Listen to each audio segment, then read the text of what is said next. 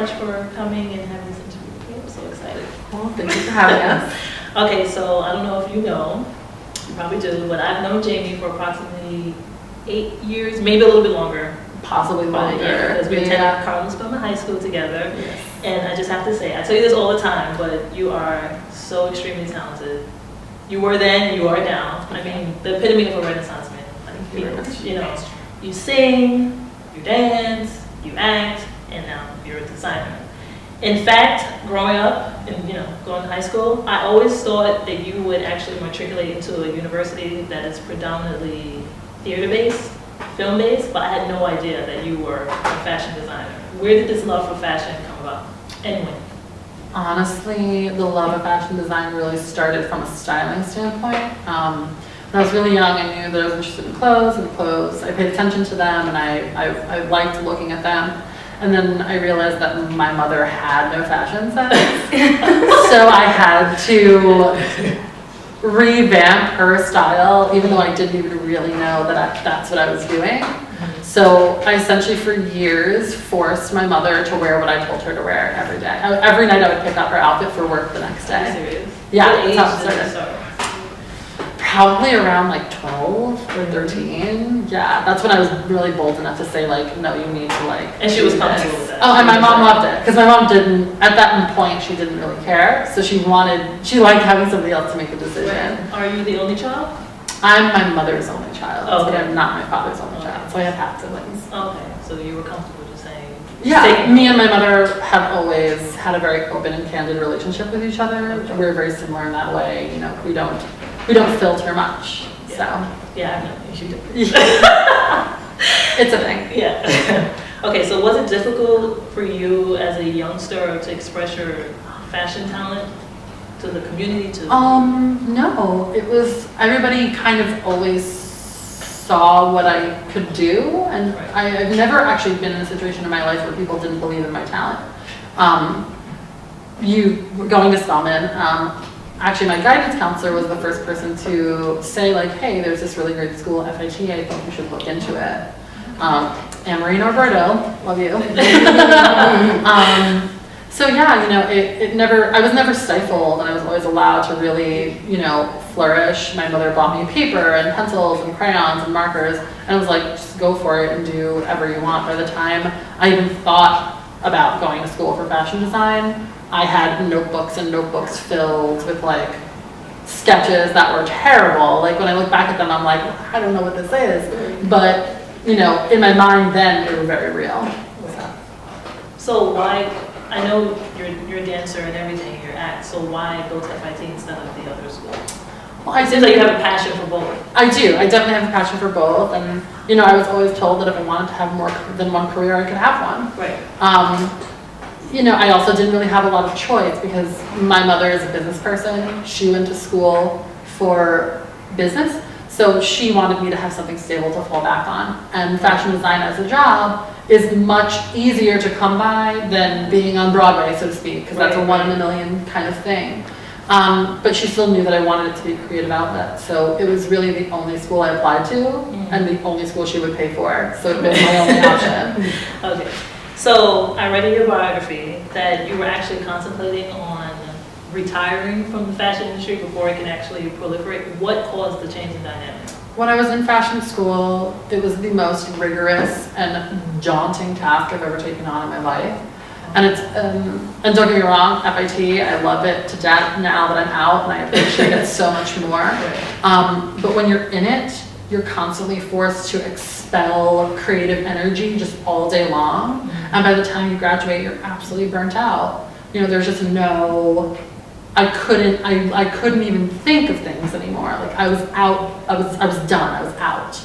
And I knew that during college I was going and doing a lot of costume design internships, and I realized that it was my way to really branch myself back into the industry that I thought was my main passion, which was theater.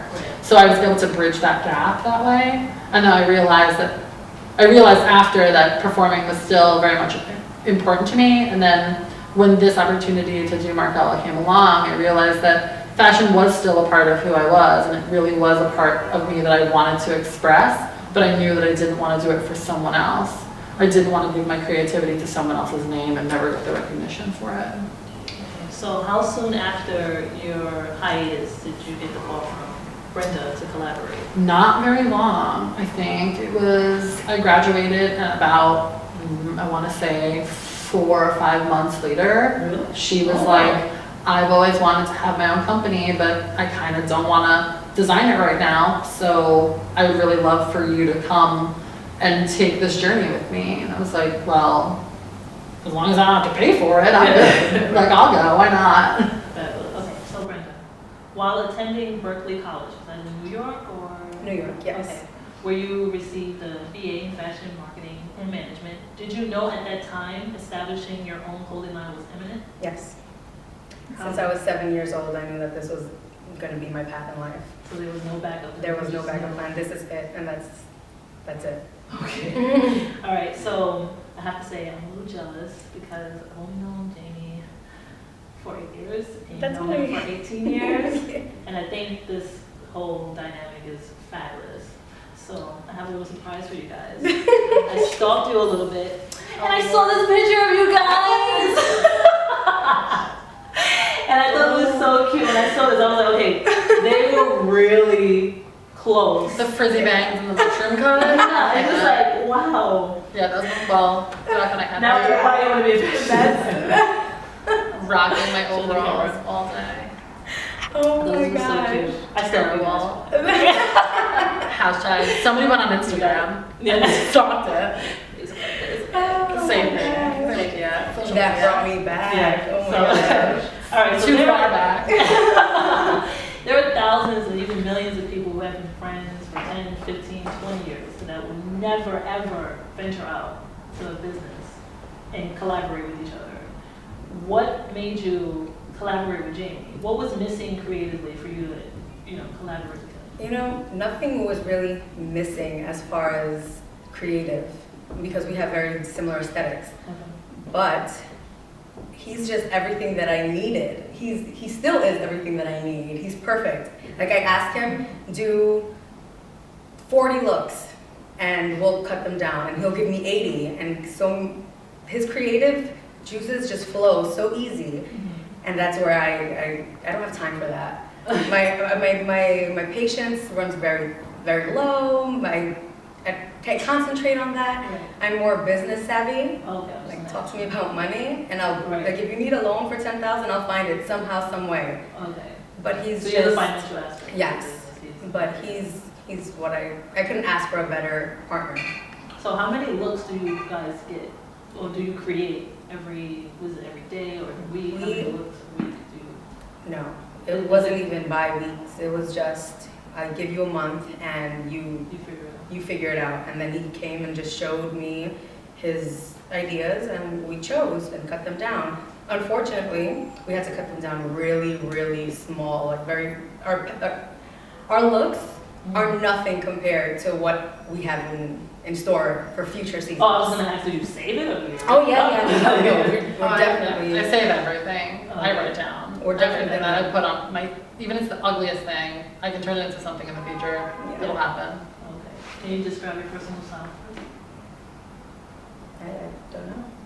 I'm a little bit of everything. I mean, for people who know me, I don't have just one style. One day I'm bohemian, the next day I'm very jet set, or I don't have one look. Go. It's however I wake up in the morning. Like this morning I had long hair, and I just went and cut my hair.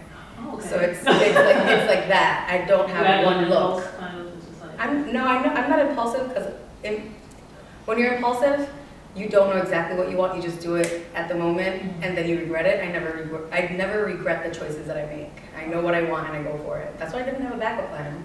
It is what it is. Right. And so I think also on the style front, we both have a very similar aesthetic, and we both Okay. kind of, although we have varying styles, we kind of always follow that androgynous, like, I like this masculine thing, but I like this feminine thing. Like, right now, like, I could put on that vest and she could take my jacket, and we totally work that out. Are you comfortable, any one of you guys can answer this question, are you comfortable with creating a garment that is totally opposite of what you would actually wear, or would you wear anything? I think I'm the one who's slightly more open-minded than she is. It depends. It On it what? does depend. She there have been things that I have designed that she'll just be like, no, absolutely not. Because it's too girly, or it's too frilly, or, you know what I mean? Like, it's not, she's very true. Yeah, she's definitely true to her brand. You know, she knows what she wants for her brand, and if I'm not adhering to it as best I can, she'll let me know. Marc Ella was first mentioned to me by Jamie long before we decided to do this interview. And I noticed the name, and you can pretty much interpret any type of way, like, okay, male, female, Jamie, Brenda, and then I was like, did they purposely divide the name Marcella? I don't know, maybe, maybe not. So then I Googled you guys, and the clothes are fabulous, by the way. And I noticed that apparel had a taste of masculinity to it. So can you tell us the purpose of creating this particular line? Do you want to start off with the name part? Because the name part's Okay, well, the name was my grandmother's name, and her name was Marcella. And I've always been keen on the whole masculine, feminine, androgyny, ambiguity, and versatility, and everything like that. So I chopped it in half, and that's when the name came about. And it just so happens that my partner is a male, and I'm a female, so it just goes perfectly. We've actually had people ask us, like, oh, are you Marc? Like, I've heard of as Marc. Yeah. And I'm like, no, it's not actually our names. Right. But we are more than happy to go by them. That's fine. Okay, okay, Mom. Okay, so last September, you were actually invited to showcase your clothing line at the Mercedes-Benz Fashion Week in Buffalo, New York. Congratulations. Thank you very much. I cannot imagine how that has materialized. So what happened? Who made the call? Did you make the call? Did you hustle? What happened? They called us.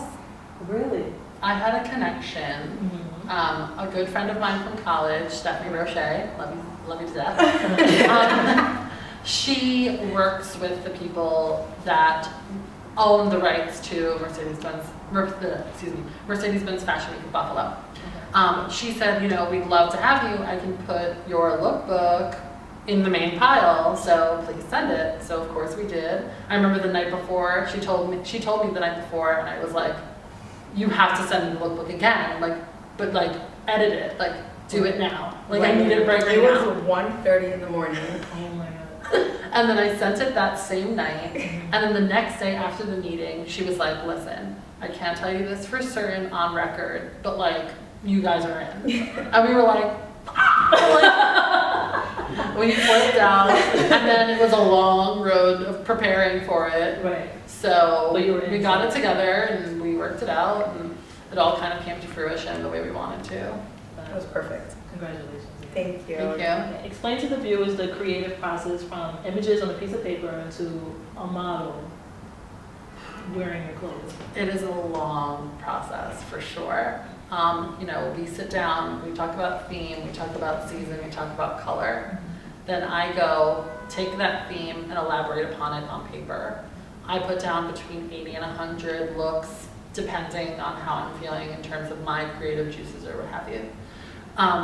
Then we narrow them down and really start to lock the collection inward. Then there's this long, elaborate process of going through sourcing fabrics and trims, and then finding factories, and then doing fittings with a fit model who is very different from a fashion model. Then making sure that that is perfected, then taking all of those looks, styling them into outfits, then styling them with accessories, shoes, hair, makeup, what have you, to then finally be realized in terms of a lookbook or a fashion show or an editorial or what have you. Okay, so I noticed that there is no men's apparel. Why the decision to hold off on creating a men's line? Well, this was born as a woman's line, and it was to portray the strength that women had, and men are always looked at as a stronger sex. So I wanted to take the clothes and adapt menswear into women's wear. That's where it all started. That's the root of the brand. But there is something in the works for 2015, September 2015. That's something I'm working on. He doesn't want to design it, but I do want his influences. Why don't you want to design it? I can design menswear, but I still feel like we could find somebody who has a stronger male voice in terms of clothing. I feel like my aesthetic is very true to a female body, as well as children's, which I'm hoping we can also That's the next eventually step. do. There we go. You know, and that's something that I would like to take on. But I think menswear would just, you know, I can't toot my own horn at every turn. Like it's not my strength, and I know that there is a designer out there who could do it better than I can. And we'll find one. He's gonna help me choose, To be but honest. Yeah. yes. Not everything is for everyone. Yeah, but that is in the works. For September 2015, we're hoping to come out with a menswear line. So our founder, Christopher Vargas, can. Oh, of Fine. course. It's not for anyone to shop. Okay, so what is the price range for your garments? Retail, it's more high-end, but at the moment, since we're so new, I'm basically selling the clothes at wholesale prices. Okay, So it's from, like, the skirt that we just presented is $115 wholesale. Okay. But if I'm gonna sell it at a boutique, it'd be $375. That's the retail tag on it.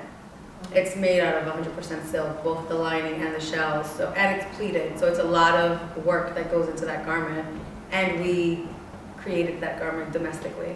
Okay, so are all of your clothes over $100 or some? Our cheapest is $50, and that's for the tank top. Okay. It's a silk tank top. Okay. Yeah, that's the cheapest garment that we have. Cheap is not a good word. Well, Affordable. No, that's what. Economical. Frugal. It's the economical choice. Yeah. Okay, so where can our viewers purchase the fabulous ensembles? www.shopmeny.com. Okay. Thank you so much. Thank you. Thank you. Congratulations. Thank Thanks you. again.